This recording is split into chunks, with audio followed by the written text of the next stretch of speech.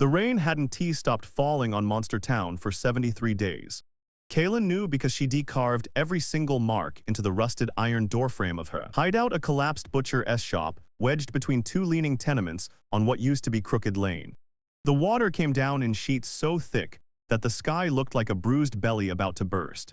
She pulled her tattered leather coat tighter and watched the street below through a gap in the boarded window. Monster Town wasn't always called that.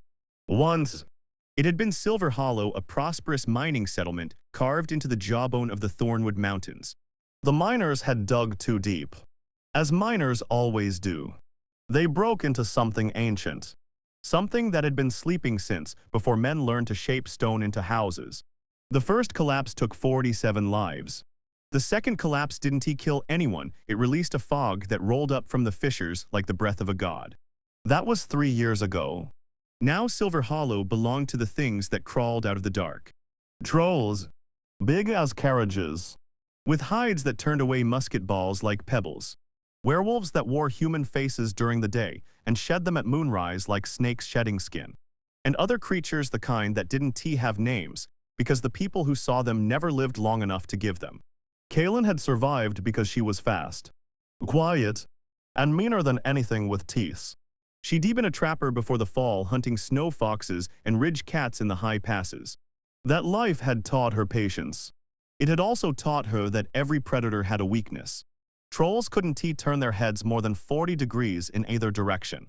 Werewolves, in their human forms, were terrified of fire. The unnamed things, the Whisperers. She called them hated silver and the sound of bells. Her hideout was a fortress of scavenged supplies. Canned goods stacked in neat pyramids. Water collected in every pot and pan she could carry. A dozen improvised weapons hung from the walls, a mining pick with a sharpened edge. A crossbow she'd rebuilt from 3 broken ones. Glass jars filled with lantern oil and rags. But she was running out of time. The food would last another 2 weeks. Maybe 3. The water was starting to taste like rust and regret. And the monsters were getting smarter. Last week, a troll had stood directly beneath her window for 6 hours, sniffing the air. It hadn't seen her, but it had known something was there. They were learnings, adapting, and Kaylin was only one woman's. On the 74th morning of rain, she made a decision.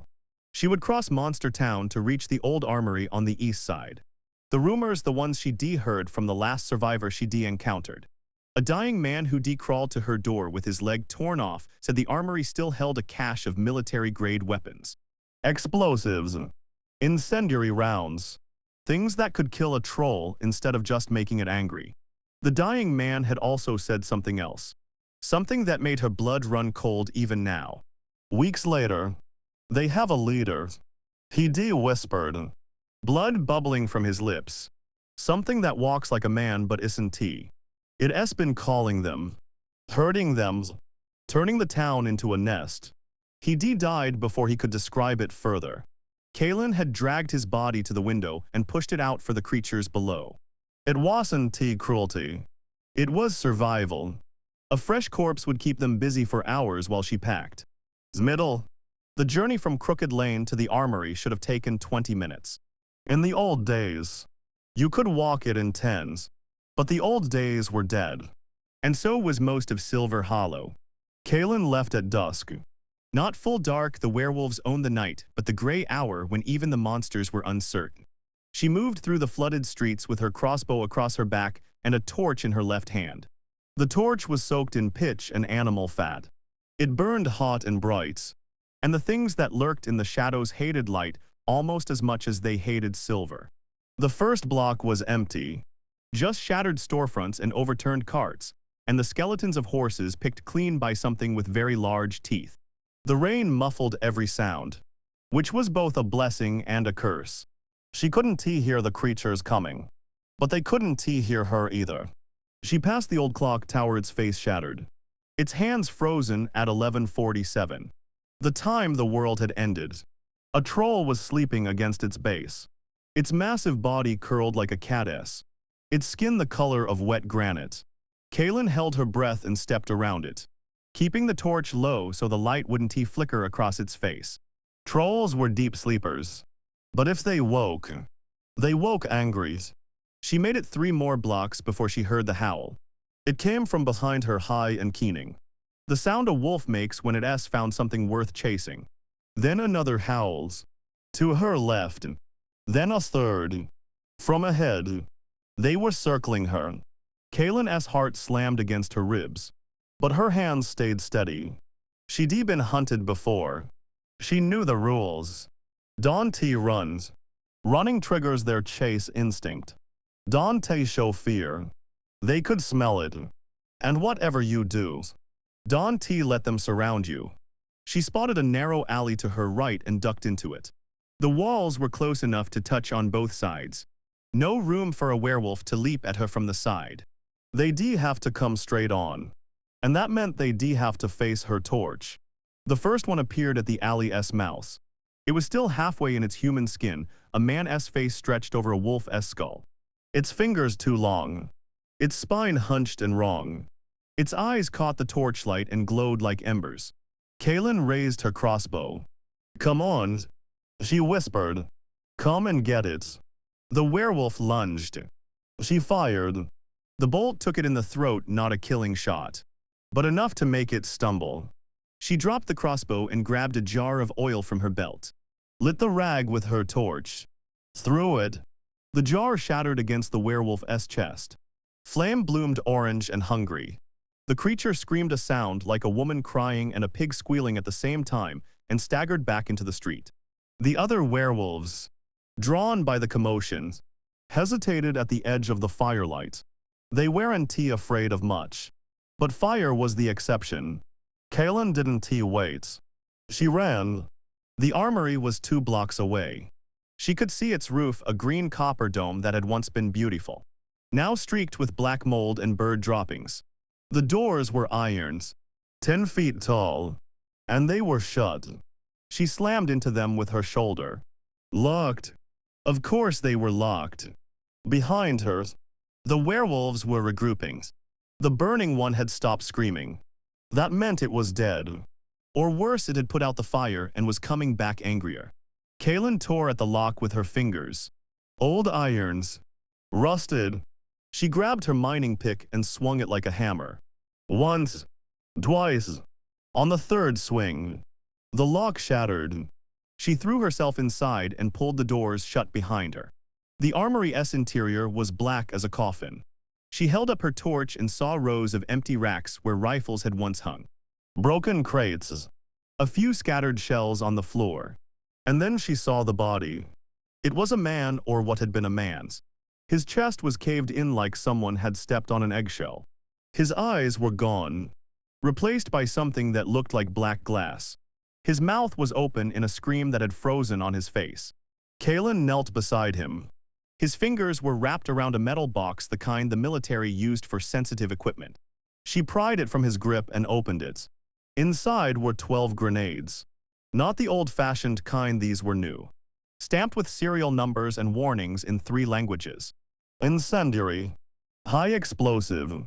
Designed to kill cave trolls in the mountain wars. She had just enough time to feel hope when she heard the footsteps. They came from deeper in the armory. Heavy. Measured.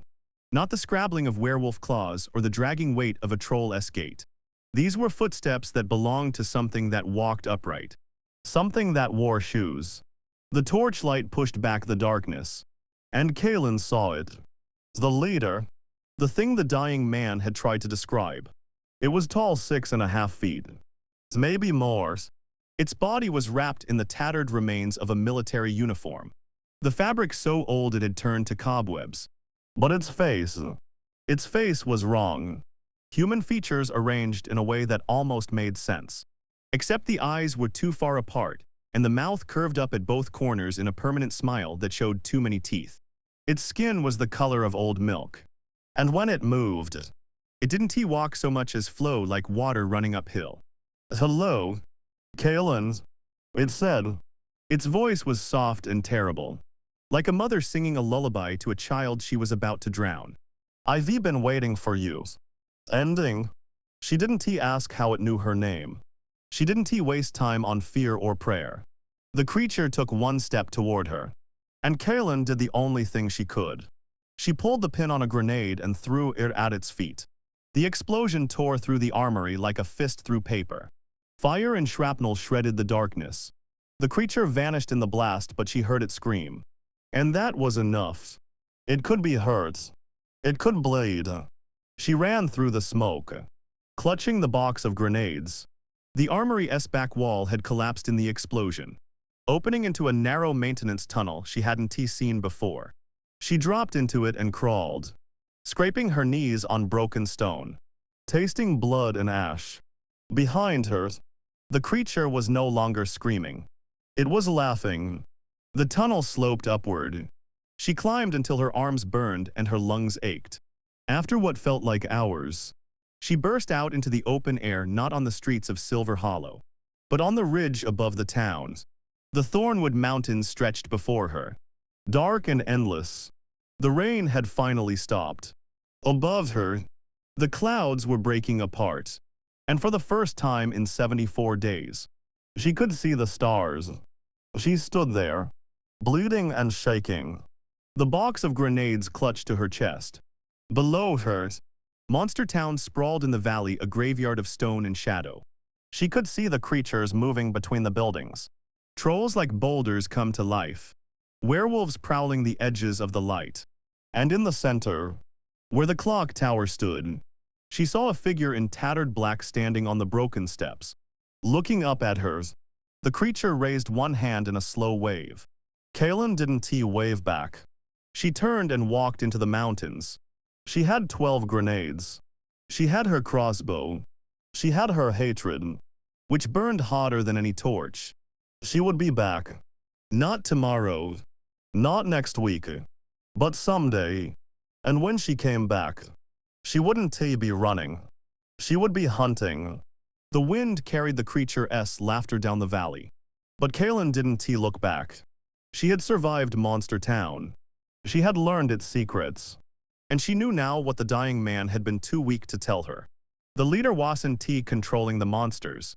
It was feeding them, using their hunger to create a trap for something bigger, something that was still coming. The armory cache wasn't a coincidence. The creature had let her find it, let her escape, because it wanted her to bring help. More people, more fear, more food. Kaylin smiled for the first time in 3 years. It was not a kind smile. Let it wait. Let it think she was running. She had other plans. The mines that had broken open the mountain, the fissures, where the fog first came from, they were still there. And she had grenades enough to seal them forever. Cut off the monster's breeding ground. Starve it out. Monster Town would fall. Not today, but soon. And Kaylin would be there to watch it burn.